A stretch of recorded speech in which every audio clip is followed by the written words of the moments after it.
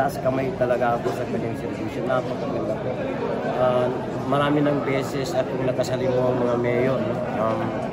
Talagang si Mayor po, Cruz Matabalaw, nakita ko po yung action at talagang ginagawa yung responsibilidad bilang mayor. So doon pa lang, doon ako nagkaroon ng pagkakataon nung pinausap ko pa ni Mayor na baka pwedeng mag-line up na lang ako. So sabi ko nga, sige, okay na yun Mayor.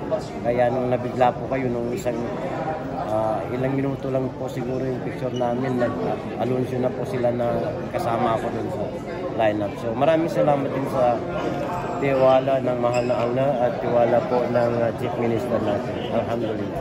How does it feel po? Kanina pinakita po ng mga supporters yung kanilang all out na suporta sa iyo. Oo na po, hindi ko expect talaga no na halos parang ako ng mayor kanina. Sa dami ng sumisigaw, sa dami ng sumusuporta. So yun. Hindi ko talaga na inaasa na maging ganun. Yung kalalabasan ng ano namin, pag-iikot namin talagang masaya bilang ako na maraming nagmamahal sa akin. So maraming salamat. Lastly po, what will be your edge po doon sa iba pa pong mga tumatakbo kung sila sa Cotabato City? Ano yung strength po ninyo? Kakaibahan ninyo? Opo. Yun na nga, ang pagkakaibahan siguro sa social media, di ba? Medyo nakilala po. Yun nga kanina. At saka hindi po ako tamad.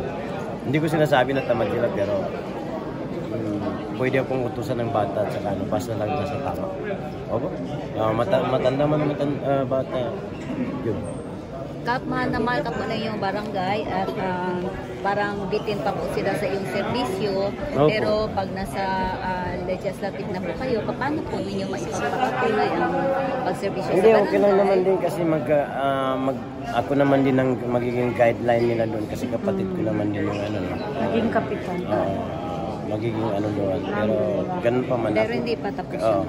Kasi actually, yung responsibilidad ng city councilor sa legislative tsaka punong barangay magkaiba. Mas busy po yung punong barangay.